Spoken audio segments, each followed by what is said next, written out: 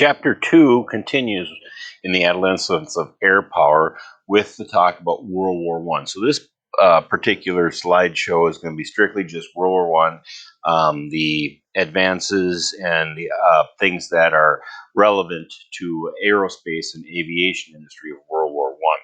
So to get started with that, we are going to jump in here and talk about how prior to World War One and into the beginning of World War One, all the battles were fought on land or on the sea or at sea.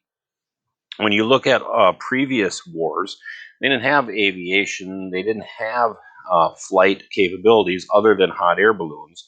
And as we talked about before, those hot air balloons were used basically just observing ground troops and seeing what was going on. So going into World War One, most all the battles were fought on land or at sea, and throughout the war, that was the case. There were air battles that you will find out later on, but it was mainly a ground or sea battle.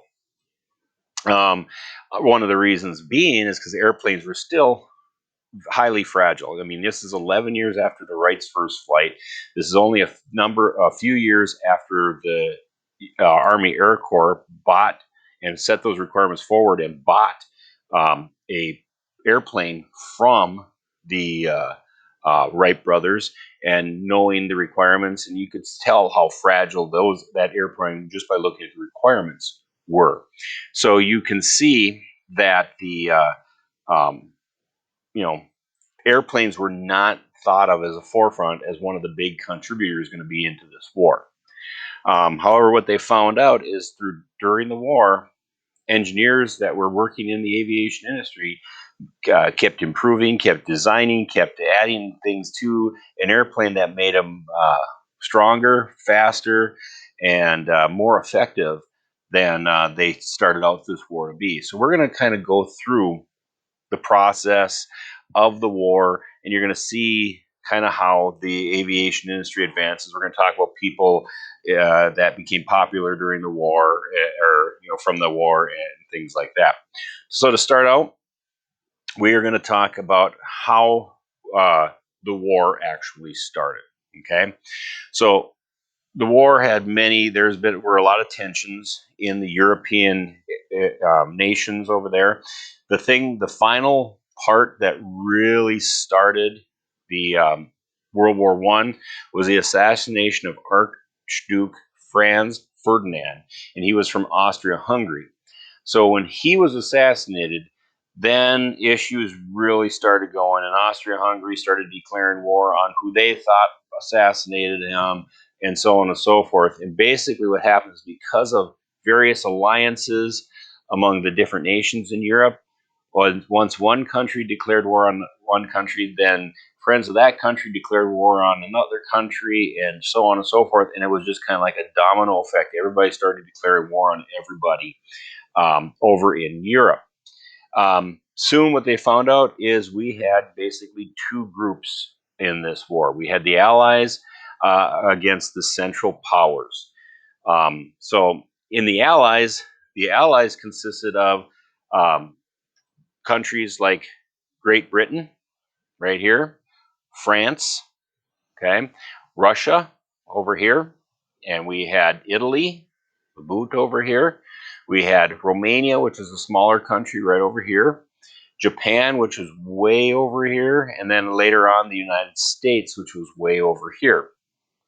So you had these countries. Now, as you look at this map right now, this doesn't look like a modern day map of this area. There's a lot more countries in this area.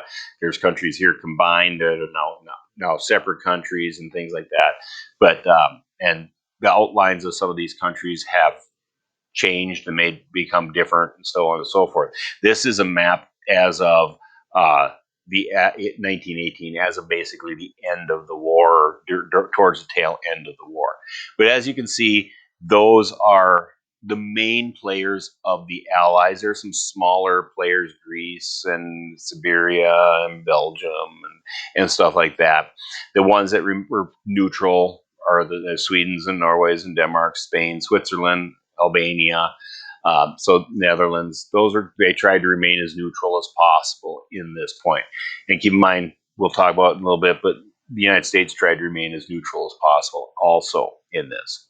So along with the Allies, like I said, we had the Central Powers.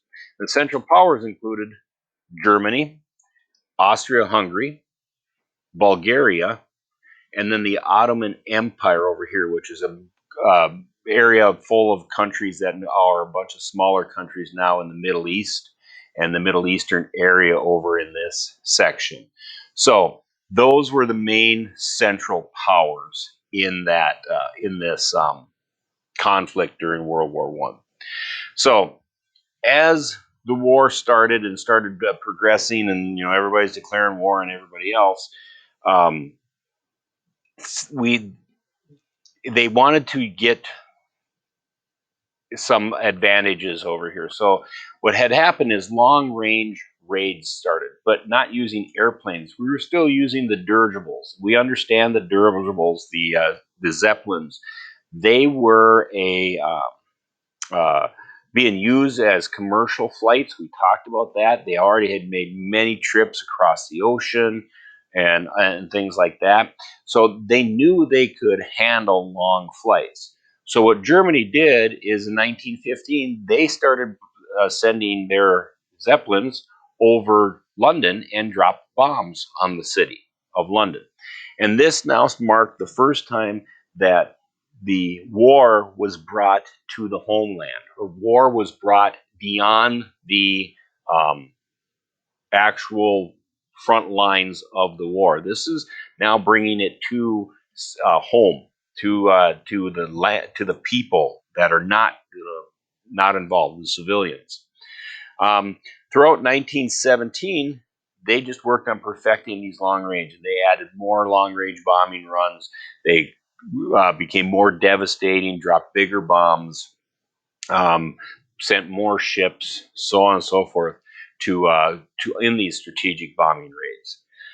And again, I use the word strategic raids here, but keep in mind, strategic means a particular strike at an enemy's military. So they may have been bombing a military sites or something like that that were beyond the front lines, or economic areas such as maybe industries that were producing weaponry for the war effort, or ammunition for the war effort, or economics that just helped the civilians in producing maybe even some of the simple basics like toilet paper or things of that nature, or a political power. They could have been going through and bombing areas of government and things like that to help weaken the enemy. So that's what the Germans started doing with their Zeppelins. Okay, during World War One, early part of World War One, and what this I got a video here that's going to show you, and it's going to talk. The people that are talking here, they were young children during World War One. They had been interviewed here during the later years of their life, and they're just recounting some of the things that they remember from the Zeppelin raids and the bombing raids of World War One. So here it is.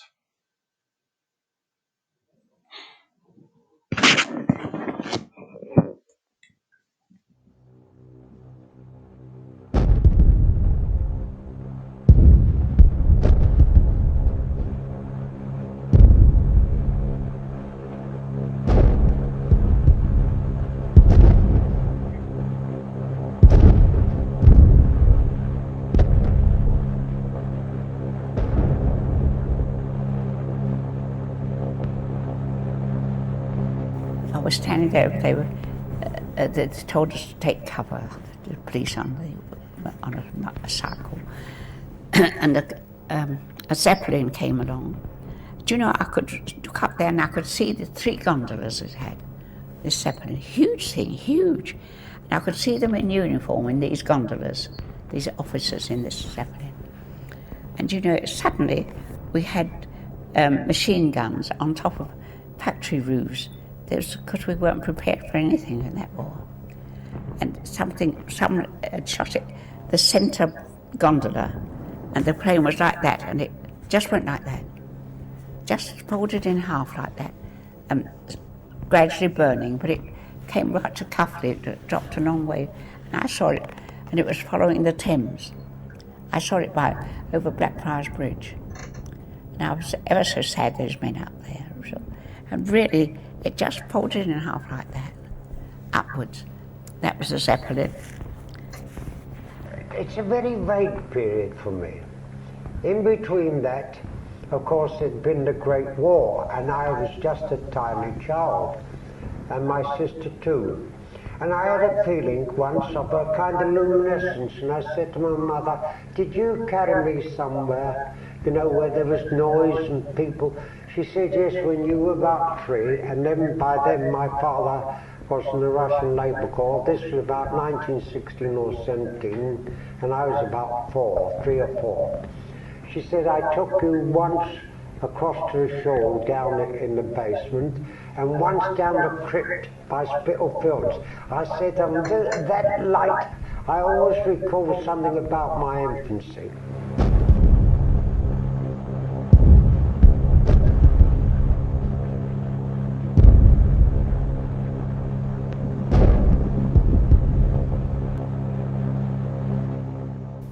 But when I was at Walmore Street, there was a raid on, so we were told to get underneath our school desks, which we could, which we did. And the bully of the class, he was crying his eyes out, so he never regained his status after that. But sadly, that was the day when, half a mile away from us, the school in Upper North Street, Poplar, just along East India Dock Road on the corner there, that was bombed and 17 little children were killed. And that was a blow to everybody. Although we knew that these raids did kill people, I think that really brought home the horror of war to all of us. I think it stayed with all of us kids all our lives. You still think about it.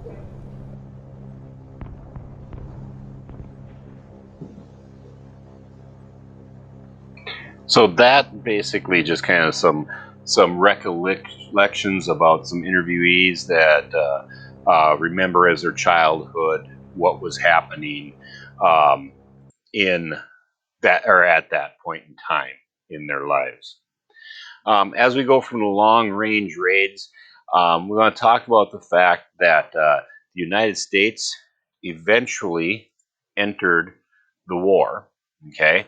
Now, keep in mind that President Woodrow Wilson at the time vowed that the United States was going to remain as neutral. Okay. They wanted to stay out of the war. The war was going on in Europe. Let that it's in their backyard. We're going to stay out of their backyard, type of thing. We don't want to mess with it. We don't want to be involved. Um, Unfortunately, what happened over time, that proved to become impossible because we were kind of basically drawn into the war. Uh, German U-boats started targeting all American ships heading toward Britain. And what they were looking at is basically they see Britain as the enemy, and anybody that aids Britain as also the enemy. So they were targeting these American ships heading towards Britain. Now, these ships most of these ships that they were targeting were not ships of war. They were not military ships. They were ships carrying provisions, and ships carrying supplies, and so they were merchant ships. So, which made it a little bit even worse than that because they weren't military ships and wasn't military personnel that were being lost to these U-boats. And you take a look here. A U-boat is nothing more than a submarine. Okay, it's a submarine. Probably U-boat stood for underwater boat. Maybe I'm not exactly sure. So at that point, after we were losing ships heading towards Britain, the United States declared war on Germany and entered the war in April 1917. Keeping in mind the war ended November of 1918, so they were only in the war a little over a year and a half or so. Um, so, so that's when the United States enters the war. So that kind of gives us now just a little history of the war, how it started, who was involved, how the United States got involved, and some of the actions that were going on through that process. So let's talk about the role of aircraft in and during the war. Okay. Again, like I said before, most thought the role of aircraft in combat was limited to aerial reconnaissance. Okay, basically flying around, looking at where the enemy troops were, looking at where stores of the weaponry may have been, or where artillery may be, and stuff like that. To the point where they would even have cameras right here, like fastened to the side of an airplane, and you can just take pictures as you fly overhead, which means these planes, and you can tell this plane is a lot different than the Wright Flyer that was bought by the or bought from the Wright brothers for the United States military. But you take a look, camera attached here, and what they did is they would fly and take these pictures and stuff like that. These planes had to be very stable for that reason, so they were a slow flying, very stable, very easy to fly aircraft. They weren't very maneuverable, and they had to be in order to take really decent photographs for people to see what was actually happening. Well, throughout the course of this, when you were a reconnaissance pilot, you were a pilot of an airplane in general, you were kind of a higher esteemed person in this war, and because you were kind of above everybody else, literally and figuratively, and a little bit better than everybody else because you could fly an airplane. So there was a mutual respect for the flyers on both sides of the war.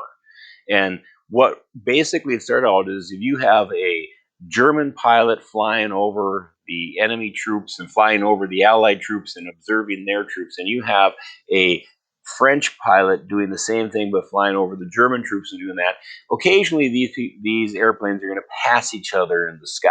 Okay, and what they did is they passed each other in the sky because there was so much mutual respect because the pilot, that German is a pilot, that Frenchman is a pilot. There was respect across the way. They would literally salute each other as they flew by each other. They would wave, they would salute, they would recognize each other's accomplishments as becoming a pilot, and go on their merry way and do their picture taking, do their reconnaissance, and fly back and see each other again and salute again, and so on and so forth. And that's basically how the reconnaissance airplanes worked in the beginning of World War One. At some point, someone along the line decided, you know what? If I'm flying this way and they're flying that way, I have my sidearm with me. If I pull out my pistol and I take a couple pot shots at him, maybe he won't get pictures of where my troops are. So that started. So all of a sudden that happens. One day, some guy fly along, pulls out his gun, and starts shooting at the other guy. I don't know if German shoot at French, French shoot at German, whomever it was, but that's how it started. They started shooting at each other. Well, somebody then got the bright idea. Let's try. A pistol isn't very accurate, and it's kind of difficult to do that. So somebody brought up a rifle, and then they, a little more accurate, longer range can maybe do that. But it's really kind of cumbersome to carry a rifle also. So then they started mounting guns on planes. We're going to talk about that a little bit later. But another thing that they also did was, hey, if we're flying over the enemy, we can do other things other than take pictures. We can drop stuff on them. So the first thing that they started dropping were these flechettes. And as you can see, these flechettes are nasty little things. They're about 6 inches long, really sharp point, made of all metal. You can kind of see they have like fins here made of metal. So they drop point down straight first. And you can imagine being on the ground as a troop shooting, going against the opposing side right in front of you. All of a sudden, these little spikes are falling out of the sky on you. Okay. Now keep in mind, they're not dropping one at a time when they fly by. They're dropping handfuls or bucketfuls out at one, on people. So they're not just aiming at one person. They're aiming at a group of people. So these things can be vitally dangerous as an individual. So you could get hurt or hit with these and, get killed, get hurt seriously and stuff like that. Well, eventually they thought, you know what? We can drop other things. Maybe we can drop bombs. So we can, we can make some bombs here, and you can kind of see how, this bomb is hanging off the side of the plane. This guy's holding this one. But basically, what it started doing is they would fly up, and the person in the back seat would have a lap full of bombs, and they'd drop them over the side, and now there was a much bigger range of damage to the troops, because it's not just little spikes falling through individuals, it's bombs that are exploding around them and maybe taking out more troops.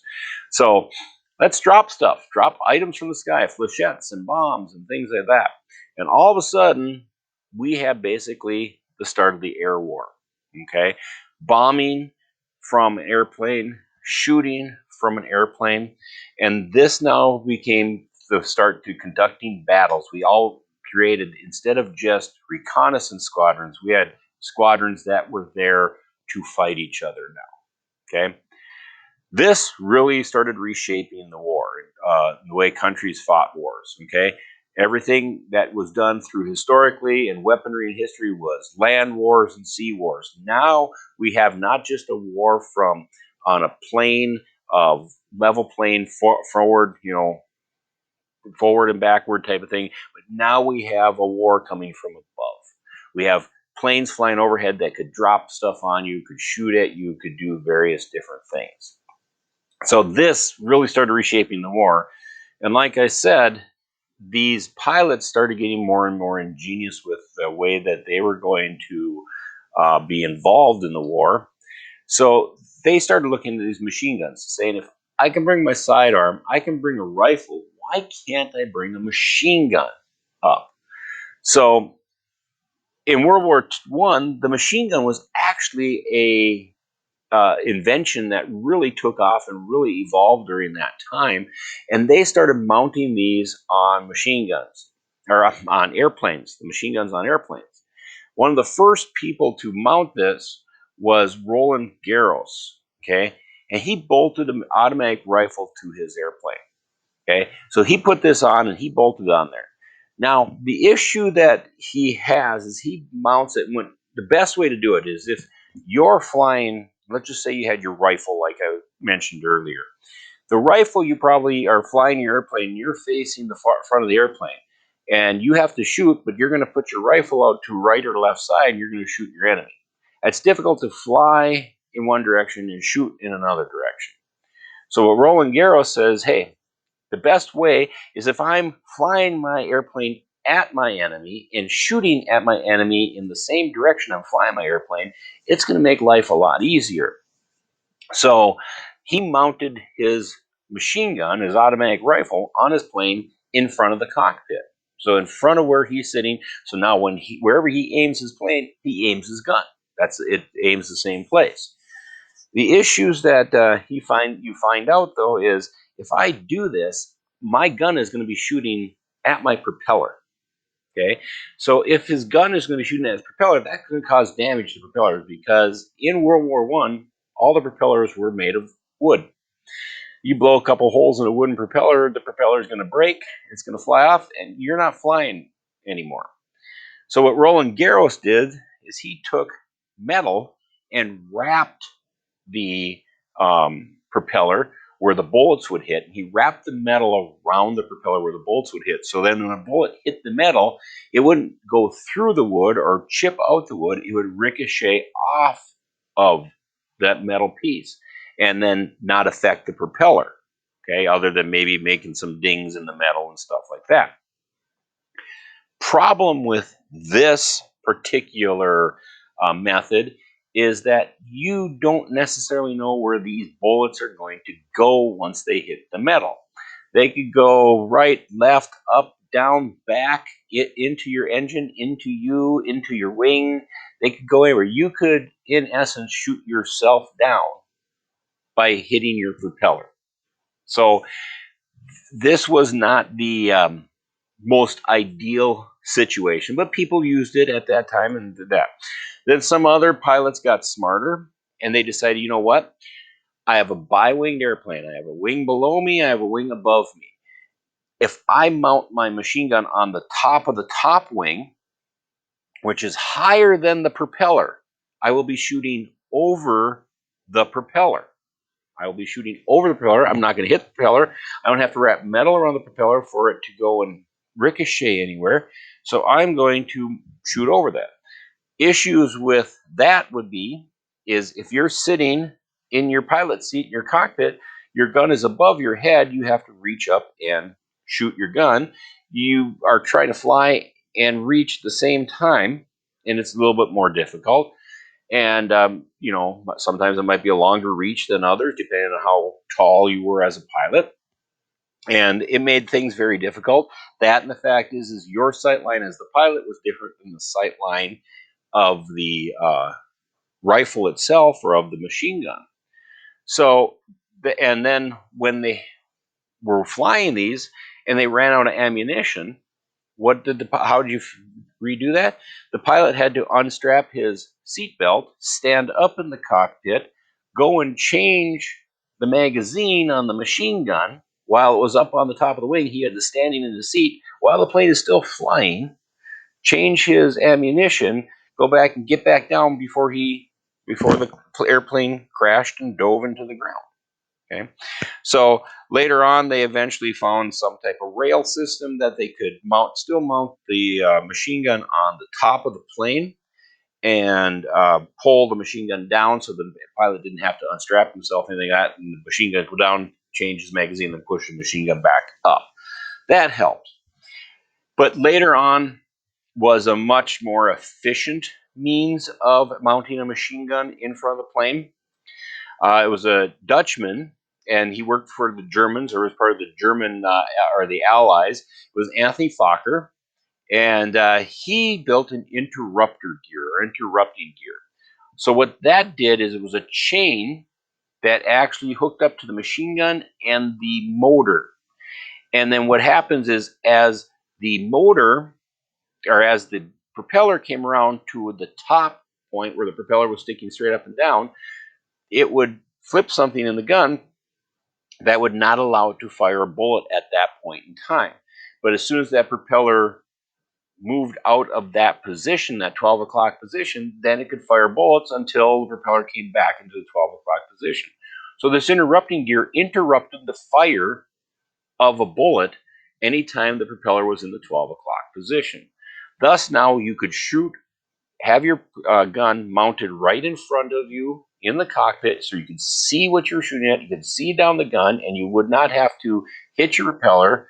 You would not have to have ricochets. You would not have to shoot your propeller off. So this was a huge improvement for the Central Powers at this point in time, because they had a much more efficient airplane and machine gun setup, much more efficient weapon than did the Allies.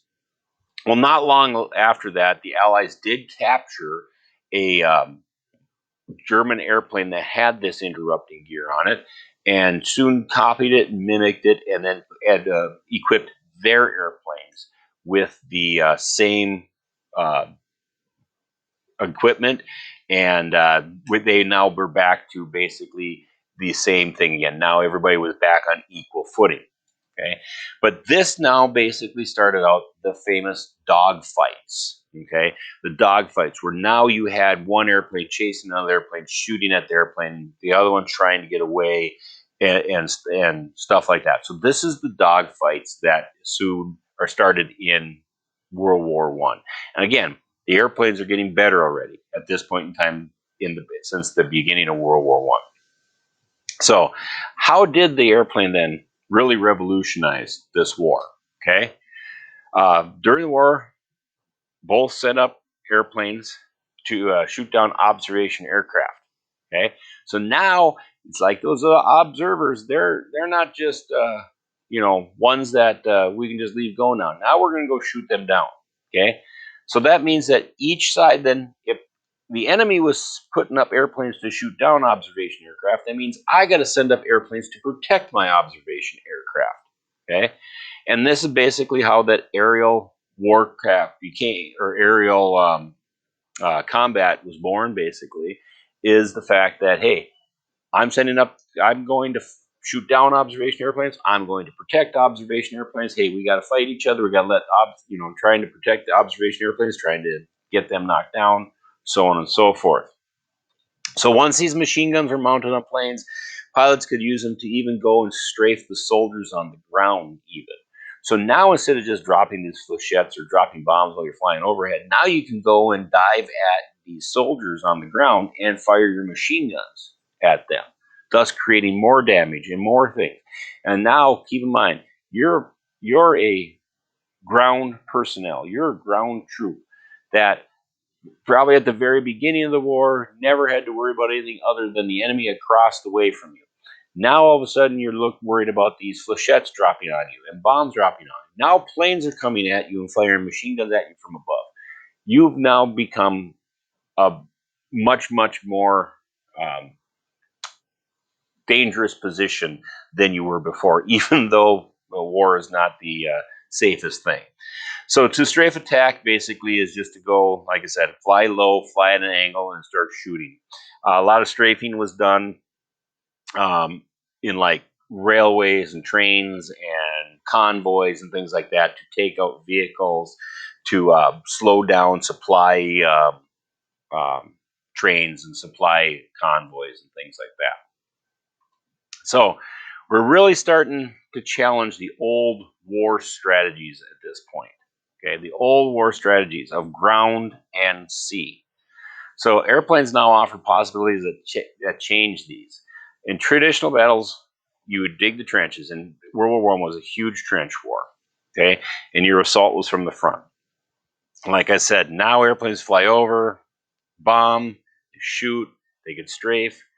You could also have targets behind the lines, the factories, like I said, the supply chains, the trains, the military headquarters that may be behind there, military bases that may be set up to, um, um, help aid in that type of stuff. So all kinds of types of stuff that changed because of this airplane. Okay. Again, necessity is the mother of invention. So technology, the Allied and Central powers, air power could leapfrog one over the other. Speeds tended to pick up from the beginning of the war to the end of the war. At the beginning of World War One, airplanes were probably traveling about 55 miles an hour. Okay, roughly 50 miles an hour. After World War One, they were well over 100 miles an hour. So they more than doubled in their speeds. Aircraft became stronger and sturdier. Okay, it went from just the flying wing from the Wright brothers to a full plane that similar to what you see today, where you have a fuselage and wings and the motors and the tail rudders and all that type of stuff. Much more stronger, sturdier airplanes, solid, made of still a lot of canvases and stuff like that, but made of heavier material, maybe more metal in it, stuff like that. Their altitudes, the heights they could climb, were really early airplanes, 4,000, 5,000 feet. Then beginning in World War One, maybe you could get up to 10,000 feet. Now you could go up to 24,000 feet. You could get lots of height. When you got lots of height on the airplane, you could still drop bombs on enemy troops, but you could not you could not shoot them from the ground. So there was a lot of changes in the airplane as it progressed throughout the war. Fighters, okay, we had to have fighters. And remember, I told you that the observation aircraft tend to be more slow and steady. Fighters, this was the birth of fighters, popping machine guns on them and giving them a little bit more lighter. They became lighter, they became fast, and they became maneuverable. Okay, so these airplanes were huge in the battles because they could make tight turns and they could dive and they could climb quick, and they were light, so they were really speedy. And by early 1918, fighters zipped along at 130 miles an hour. Okay, so these things are really cruising now. So a lot different than the observation airplanes, which had to be steady, slow planes, so they could take pictures and get the photographs, good photographs of the ground and of the troops below. At this point in time, as you can see there, I want you to pause this video, or this PowerPoint presentation. There is another video I want you to watch that kind of summarizes a lot of what I just talked about. But the gentleman that does a very good job. He has a lot more props. Obviously, I don't have any props here other than a slideshow and some pictures. He has props. He shows you airplanes. He shows you some of the stuff and things like that. So there's a video in your Google Classroom called World War I Uncut 8 Combat in the Skies. So pause the video here. Watch that video. It's about 15 minutes long or so. Watch that video, and then you can come back and then finish this particular presentation. Okay, so now you've watched the video on what we talked about here in the past slides, and I want to get into now talking about some of the groups and organizations and people that surround World War I. And we're going to start off talking about the Lafayette Escadrille. The Lafayette Escadrille were American pilots that didn't want to wait for the United States to join the war. So remember, the United States didn't join the war till April of 1917. So these are Americans that wanted to get in the war. They wanted to do their job in the war, but they weren't going to wait for the United States. So they joined the French Foreign Legion. And the French Foreign Legion is France's version of, hey, if you want to fight in this war, but you're not French, join us. We'll join the Foreign Legion. We have a group for you, and you can fight under the French flag, okay, as a Foreign Legion member. So the American pilots did this. They joined the French Foreign Legion. Now, prior to this, the French always have had this Foreign Legion for years. And prior to this, there was not an air wing to it or no flight parts to it. These were all basically just ground troops and things like that. Well, they had pilots that wanted to join, and they didn't want to become just ground troops. They wanted to fly, so they joined the French Foreign Legion and formed a fighting group in this French Foreign Legion called the Lafayette Escadrille. Okay, the Lafayette Escadrille. Now, this didn't originally start as the Lafayette Escadrille, and keep in mind, under the French government, it has its own real name. This was kind of like the nickname to it because everything had its nickname, but they'd had official designations, official numbers, and things like that. But they called it Lafayette Escadrille. It didn't start that way, however. It started out as Lafayette Americana. Okay, and the French did not like the fact that, Americana Escadrille. It started out as Americana Escadrille, not Lafayette Americana Escadrille.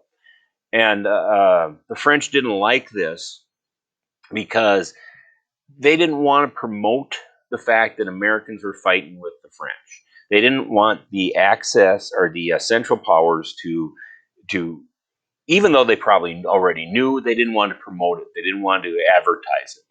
So, in knowing this, they decided to change the name to Lafayette Escadrille. And the reason they picked Lafayette Escadrille is during the American Revolution, there was a French fighter that wanted to join the colonies in fighting against the British government and for the freedom from Britain, and his name was Lafayette.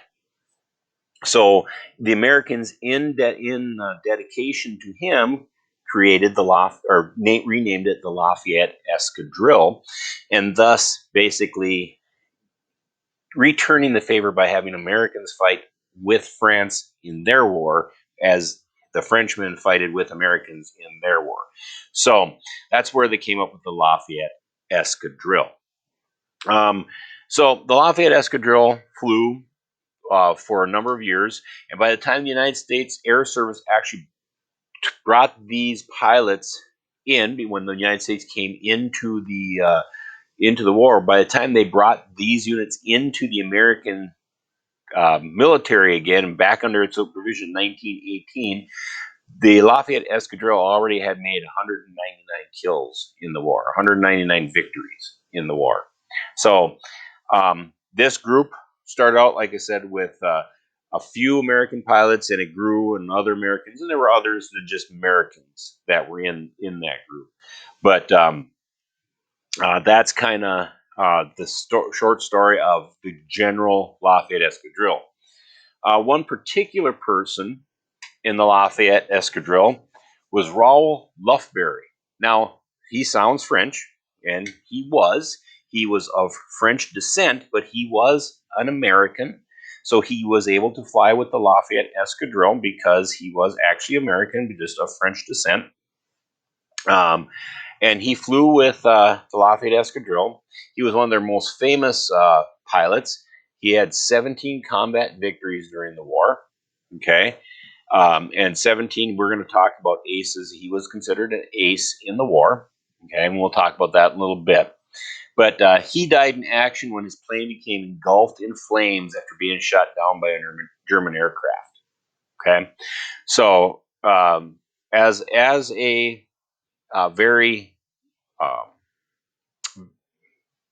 what do you want to call it? As a very affluent person here, very well adapted to what he was doing, he still was able to be killed during the war by another pilot. Now, talk about the 17 victories here. It takes 5 victories to become an ace. Okay, so you become an ace. So he had 17. So he was an ace 3 times over. Okay, now we're going to talk about some other gentlemen in the war, and some of their highlights and lowlights in the war and stuff like that. The next one I'm going to talk about is Eddie Rickenbacker. Now, Eddie Rickenbacker was America's ace of aces. And what ace of aces means is he was the highest victory of all Americans pilots in the war. So he had 26 victories. So he shot down, or yeah, let's just say shot down, not necessarily killed the pilots, but shot down 26 airplanes. Okay. Now that was between May 30th, 1918 and November 11th, 1918. That was 6 months, give or take. Okay. 6 months, give or take. So he was only in the war 6 months. He had 26 victories. So he had quite a few victories to that. One of the things about Eddie Rickenbacker, before he became in the war, he was a professional race car driver. Okay, and so when he enlisted in the war, he didn't know what he was going to do and stuff like that. And like I said, they didn't have a lot of the aerospace industry. The aerospace part of the thing was not very popular yet, stuff like that. So when he enlisted in the war, he became General John Blackjack Pershing's staff driver. You may have heard of General Pershing. He was the general over there for the United States. So he was the general in charge of the entire European theater. He was the one in charge, and so he was the staff driver. Since hey, he's a professional race car driver, he can drive, be the chauffeur for General Pershing. So, like I said, General Pershing, he was the commander in chief in Europe at that point in time. So he was the head man in Europe for the United States war effort. Okay? During the time that he was with General Pershing and the staff driver, he met Colonel Billy Mitchell. Billy Mitchell was a big advocate of aviation. He never flew in the war. He never was a fighter pilot in the war or anything like that. He was, but a big advocate. He graduated from West Point, and where he was taught all the stuff that every general and every military personnel was taught at that point in time. West Point was ground war, and tactics and things like that. But he knew that somewhere along the line, aviation would have a huge part in it. So he was a big proponent of aviation. Well, Eddie Rickenbacker met Billy Mitchell, and he arranged for Rickenbacker to be transferred to the United States Air Service. And then Rickenbacker basically rose from an enlisted soldier driving General Pershing around to the rank of captain, and he was actually in command of the United States 94th Squadron in Europe at the time. So that's kind of Eddie Rickenbacker, the United States or the America's ace of aces in the war. And that's a picture of him and so on and so forth. Another gentleman, and just a unique person here, Frank Luke. As soon as he entered the war, Frank Luke joined the Army Signal Corps. So this is the portion of the military that deals with communications and how to, communicating from one place to another and things like that. So he was with the Signal Corps. So what eventually he found himself leaning more towards the air service. So he found himself got into the air service and stuff like that. When he started flying for that and started really knowing what he was doing and kind of, got confident, cocky, maybe you would say, he tended to be one of those people that would fly off by himself and look for German aircraft or whomever and go and chase them or go and look for them and stuff like that. He did this to even risking court martial. Now, for those who don't know, a court martial is a military trial or a military form of justice. And depending on what your offense is in the military, there's a wide range of consequences. You could, be dishonorably discharged. In other words, discharged from the military, and the military basically says you're dishonorably discharged. You didn't do a good job in the military. You can't follow directions. Blah blah blah blah blah, and that follows you around for life. And when you do great job applications later on, they see you're dishonorably discharged. They may not want to hire you because you can't follow orders. You can't follow directions. You can't do things like you're supposed to do, or whatever it is. So they could be dishonorably discharged. You could be lowered in rank. You could go from like a captain to a lieutenant or something like that. So you could be lowered in rank, or you could be jailed or stuff like that. Or depending on if the offense was severe enough, you could be even executed for doing whatever it was you did. So he risked court martial. Now, more than likely, his court martial wasn't been execution. It would have been probably lowering of rank or something of that nature, losing a command or something like that. Well, since he liked to go off by himself and look for these things, that's kind of how his career ended. Um, he died just 17 days after his first kill. Okay, 17 days after his first kill, and his first kill in those 17 days, he shot down 15 balloons and 3 airplanes. So he was good. Okay, he was good. He just was a rogue pilot. And how he actually died is he was out on one of his trips looking for German aircraft, and he flying around, couldn't find any stuff like that, landed by a stream or a river, got out to get a drink of water, and did not hear the troops coming up by him, where he then pulled his gun to defend himself and was shot and killed right next to the stream or the river that he was at, not far from his airplane. So that's how the life of Frank Luke in the military was. So like I said at the beginning, a very unique individual here. Another gentleman, Eugene Bullard. Eugene Bullard was the first and only African American to serve as a pilot during World War One. Okay, he was the first and only African American to serve in World War One as a pilot. He signed up with the French Foreign Legion, so the Lafayette Escadrille, in October 1914. And even though he tried to join the U.S. Air Service, the Army turned him down. And obviously, we know the reason. You know the reason why, because he was an African American, and he was still looked down upon at that point in time. So he was turned down because of his color of his skin and things like that. But in his time in the war, he shot down 2 German aircraft while serving in the French Foreign Legion and the Lafayette Escadrille. Okay, so he did shoot down things, and he actually survived the war and lived out his life, I believe, in New York, and died at like the age of 68 or something like that in New York. So again, first and only African American pilot during World War One. Now we get into another gentleman, Rene Fonck. Now, Rene Fonck, as you can tell, probably is not an American. Okay, well, he isn't. Rene Fonck is the most successful Allied fighter pilot of World War One, and he's from France. So, of all the Allies, he's the most successful Allied fighter pilot. He had 75 victories. Now, keep in mind that Eddie Rickenbacker had 26. Okay, so he had 75 victories.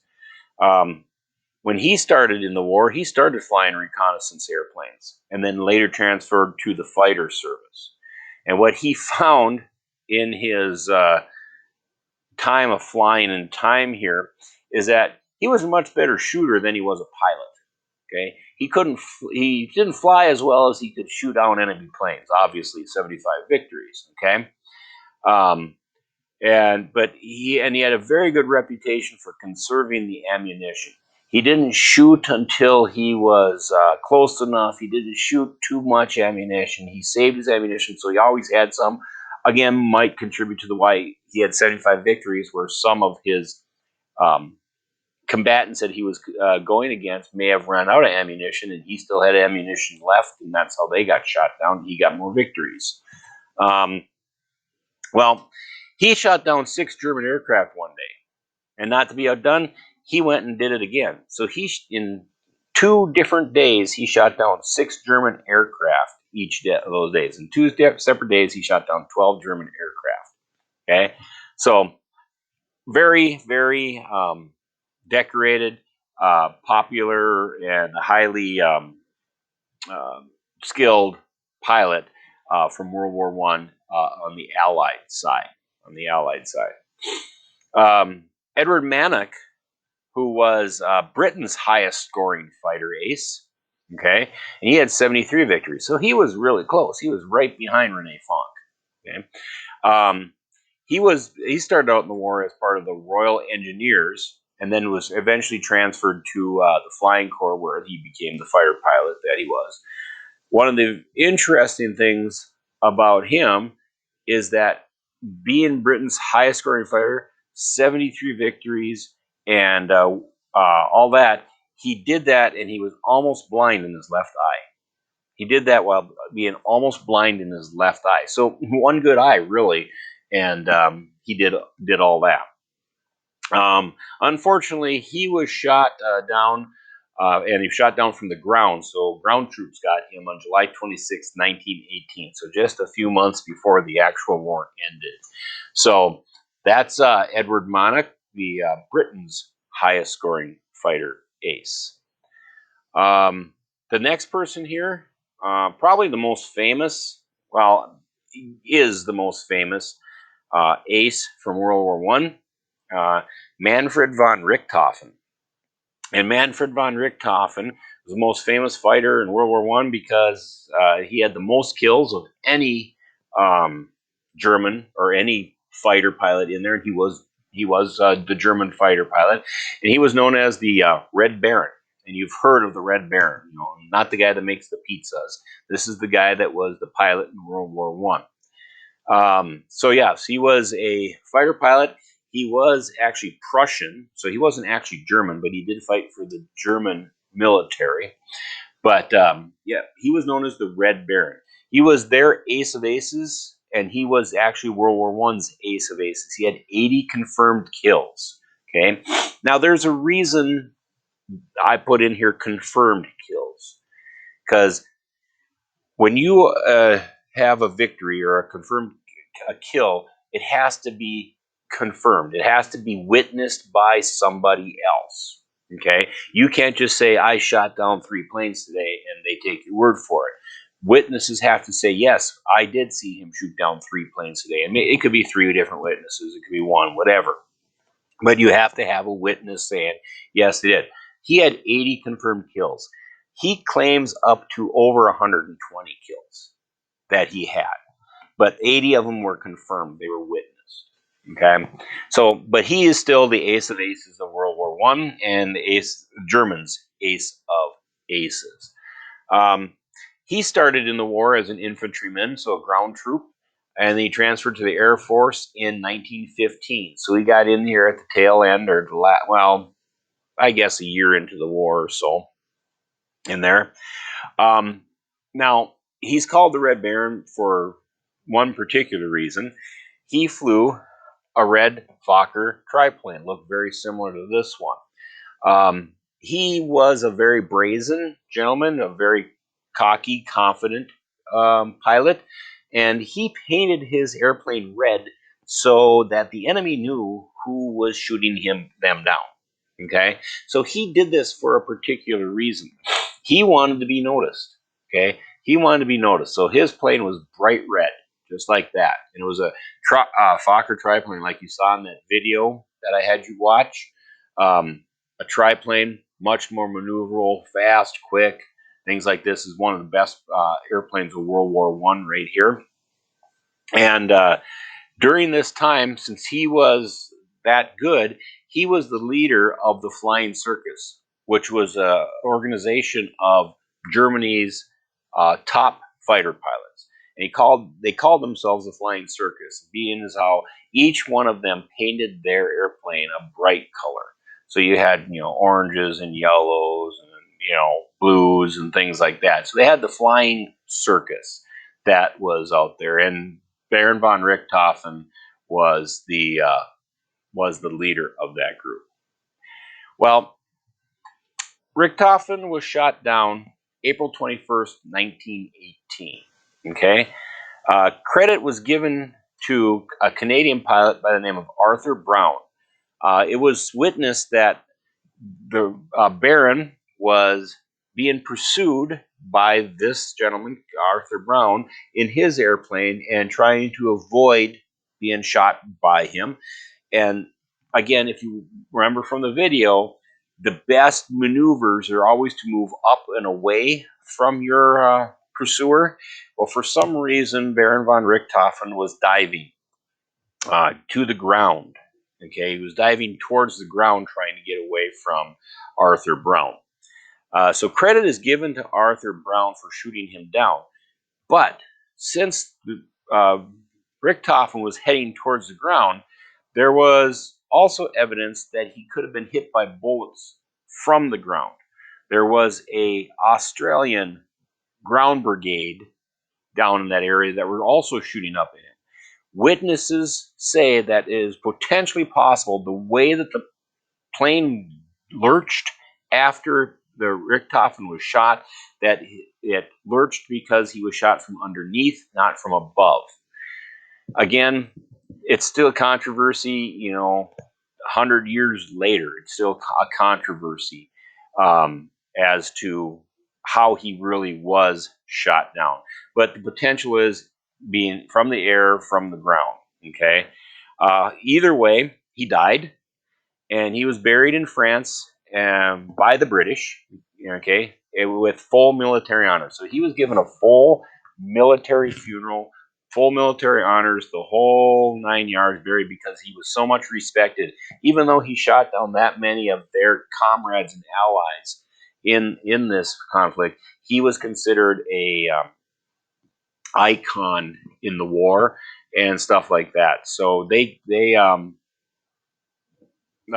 basically gave him the full military that you would give for anybody that is your own military member. Okay, so that's kind of Baron von Richthofen. There has surfaced another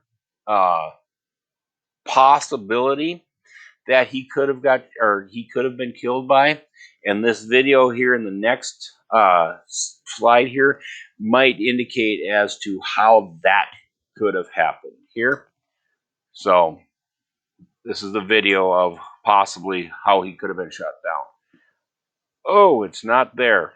Well, I guess you'll never find out who possibly could have shot Baron von Richthofen down. Guess we'll just go on. The last slide we have here, what's the future of aviation? Keep in mind that Army staff officers still had their eyes focused on the infantry. Okay? They still had their eyes focused on the infantry. Okay? And we saw that coming into here is the United States didn't have a lot of airplanes going into. Matter of fact, we remember from the last slide presentation that the airplane or the United States never actually even had any airplanes fight in the war. Okay? They used British and French airplanes. So because they were still focused on the infantry, there was no plans for their aviation section. Okay, they had no plans to evolve it. They had no plans to grow the aviation service. Other than the troops, Americans were isolated from the war. So the only ones that really knew what was going on in the war were those that were involved in the war, is basically what that means. I mean, obviously, if you lived in Europe, you really knew what was going on in war. If you were fighting and a soldier or a military member in Europe, you knew what was going on in the war. If you're how many thousands of miles away in the United States, the only thing you hear is what like newspaper reports say and stuff like that. You're only getting bits and pieces of the war. Okay, so Americans themselves at home were isolated from the war. What that meant is most did not see how big the influence of the airplane was on how this war ended and how this war was won. Okay, and they also realized the United States was the only nation that was involved in the war that had not learned the most important lesson. Okay. Okay. And again, remember I said a slide to ago, the short-sightedness of the United States military, the short-sightedness of the United States. Well, they're still being short-sighted. They're still not looking ahead. Okay. You're going to find that out later. But the most important lesson that they did not learn was if you control the air, you cannot be beaten. If you lose the air, you cannot win. So, with that, this is something that all these other countries learned is the air, whoever owns the air, whoever owns the sky can prevail in a war. Okay?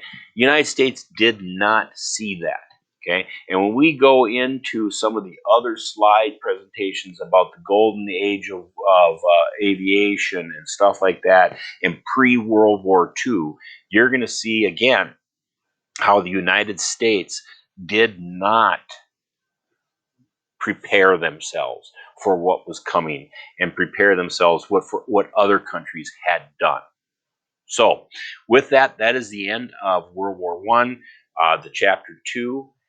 So we're going to end that right here.